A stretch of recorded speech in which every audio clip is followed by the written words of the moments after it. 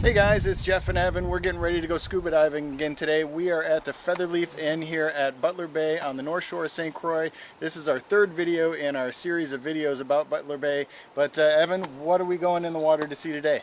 Well, today we're going to be diving and narrating the two deep wrecks out there. And one of them is a freighter and the other one's a tugboat, and they're sitting around 90 to 100 feet. Awesome. So we got a deep dive today. Yeah. And so we got some good stuff with us. So stick with us through the end of the video. If you like what you see, make sure to subscribe. But let's go get ready and get in the water. Hey guys, we're getting geared up here on the porch. We've got nitrox with us today because we're going to be doing a deeper dive. So one of the wrecks, the freighter down there, it sits in about 117 feet of water at its deepest point, if you really kind of dig into the sand there. So we're going to be using nitrox. So nitrox is sort of enriched air where it's got an elevated level of oxygen to it.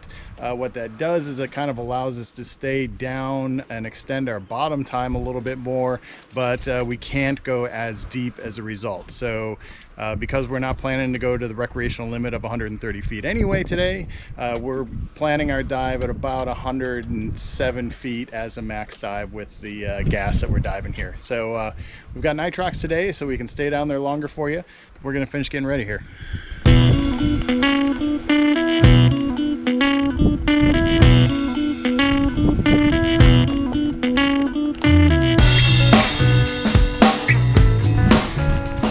So our dive plan is to start with a hike down the hill here from the ocean house.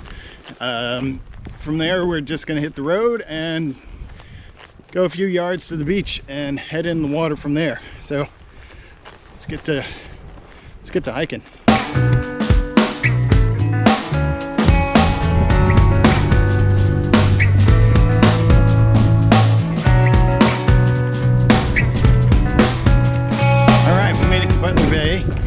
If you guys haven't seen our first two videos on diving Butler Bay, definitely check those out. We're going to link to those above and below in the description. But the first one is diving the Butler Bay Ridge, which is a nice reef line just to the south here. Lots of reef fish and really pretty dive. And there's one wreck there as well that we talk about. And then the other one is a group of shallow wrecks that there's about 5 of them in total. So there's a tugboat and there's a barge and there's another trawler down there and there's a section of an underwater habitat and some trucks. It's really neat dive site is the shallow water wrecks here at Butler Bay. But today we're getting in, we're doing the deep ones. All right, we're obviously in the water. We started to kick out from the beach. It is a healthy swim out there. I don't know, what would you say it is, Evan? How far? 500-600 yards. Yeah. 4. Yeah, we should actually measure this one of these days. Maybe we'll do that and put in the description of the video here. But yeah, anyway, it's probably between 400 and 600 yards offshore. There's a mooring ball out there that marks the wreck site, so that makes it nice and easy. That mooring ball is also there for a very good reason. Most people dive this dive site from a boat. So there's lots of dive shops in town in Frederiksted. Many of them have boats, and we'll be happy to, bring you out here. So today we're obviously doing it from shore, and we got a special treat there from Neptune Scuba Diving. So shout out to them. They actually delivered our nitrox tanks to us at the ocean house up there, so that was really great. So thanks guys, appreciate that. But I don't know, we got a good swim, so let's keep going. All right, so we're about 10 minutes into our kick out here. Evan, what are we, about halfway, would you say? Yeah, just almost halfway. Yeah, about halfway. It's a little choppy up here on the surface, which I'm sure is coming through on the camera. There's a little bit of wind action that's just stirring things up here on the surface. Doesn't feel like there's much of a current, which is great because you definitely got to pick your day. Come out here when there's a current, which there can be strong ones. There also can be a lot of swells out here too, so you got to definitely choose the right day. Looks like today's a pretty good one. Visibility is I don't know, I would say probably over 100 feet. We can pretty much see forever here on the water, so that's great. All right, we're gonna keep kicking.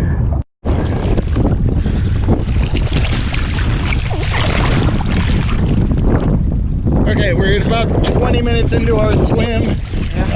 Definitely gotten out of the protection of the bay at this point. Wind's picking up a little bit more, definitely increasing the surface chopping here. So it's making the swim a little bit more interesting. But we're getting there. We're almost there. Okay, we made it to our mooring. I would say that probably a 20-25 minute swim to get out here. Again, we're about 60 to 100 feet of water. We're just gonna grab the line here, be careful, not touching any of the barnacles, and tie off our float and our diver down flag. And then we're gonna get underwater and check them out.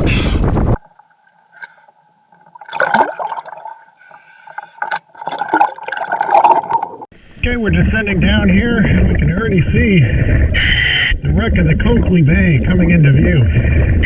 Amazing visibility.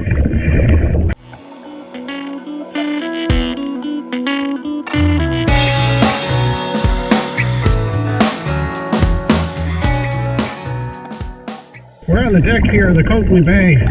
We're swimming towards the bow. About 60 feet of water right now.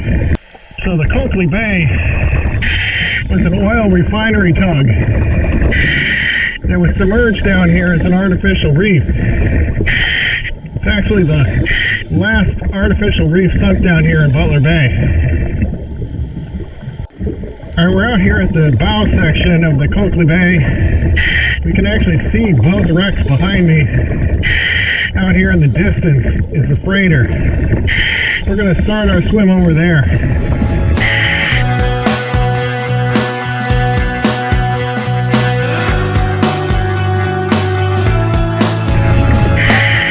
We're out here at the bow section of the Rosa Maria. She's a steel-hulled freighter from Venezuela. The bow's at about 70 feet, and you can see behind me the main door that was used for loading the freight on board.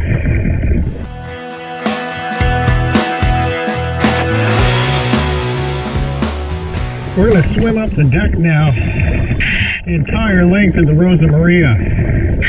She's 177 feet long, just a massive ship.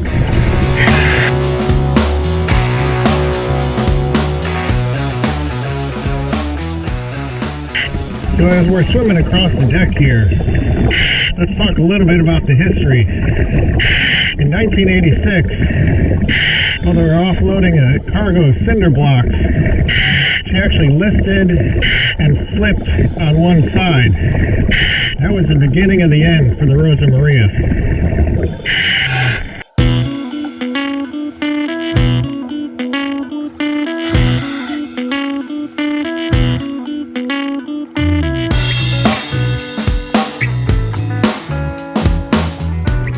So we're heading to the stern section here.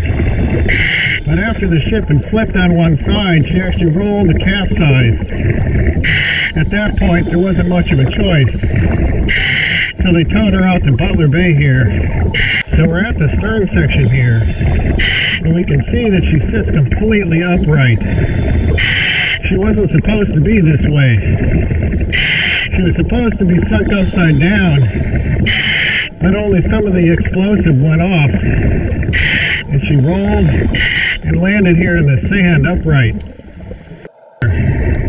And the stern section is actually the deepest part of the wreck. We're currently at around 90 feet, but our hull sits in about 110 to 117 feet down in the sand.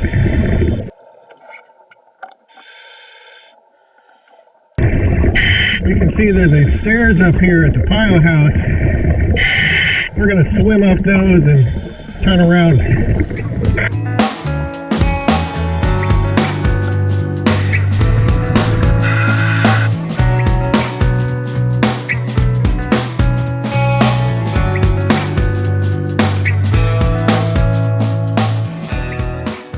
We're going to swim around the pilot house here and circle it completely, heading back to the bow. Okay, we're getting a little bit low on air, about half a tank here now. So we're going to continue on back around the pilot house and swim towards the Coakley Bay.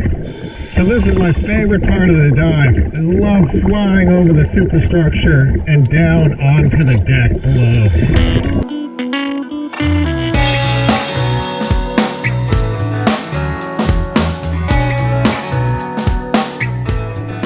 Okay, we're over the bow section of the Coakley Bay now. We're just passing the top of the stack. We're going to continue along back to the stern where the mooring ball is and can begin our ascent. We're getting a little bit low on bottom time. There's a school of Atlantic Spadefish still down here. Okay, we're going to start to begin our ascent up now that we're at the mooring line. We're going to make sure to do our 3-minute safety stop at 15 feet.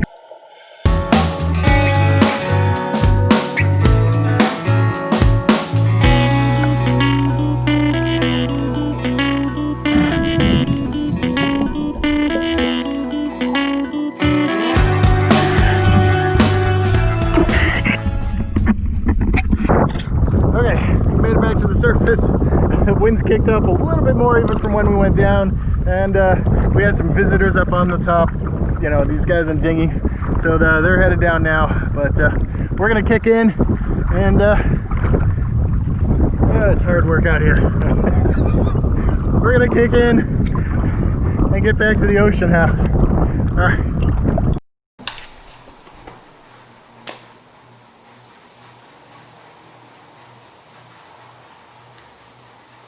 So great dive today, huh? Yeah. What do you think of it? Is it worth the swim out there, the 25-minute swim out there, the swim back in? Was it worth it? Yes, it definitely was. Once you were out there, it was good conditions besides a bit of wave chop because of the wind, but there was no current, almost perfect visibility with 100 plus. You could see the wrecks at all times, even from the surface.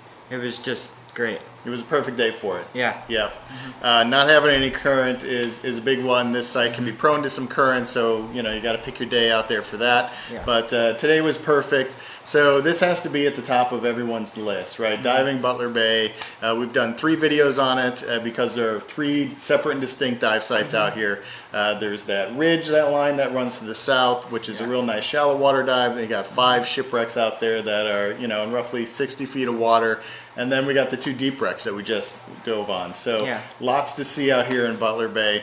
Absolutely fantastic place. Want to thank our hosts here at the Featherleaf Inn for having us and letting us use the ocean house here as kind of our staging area for diving. It's a fantastic place to do it. Yeah. But really easy entry right next to Butler Bay here. Yep. It totally is, and you know, if you don't want to do these from shore, you can always again get a boat from town, and there's lots of dive shops that'll take you out there. But Butler Bay is a must-do from a dive site perspective here on the west end of St. Croix. Okay. Yeah. Yeah. All right. Well, if you guys haven't already subscribed, make sure to hit that button below so you don't miss a dive. But until next time, stay safe and have fun. Cool. Yeah. All right. We done? Yes. Okay.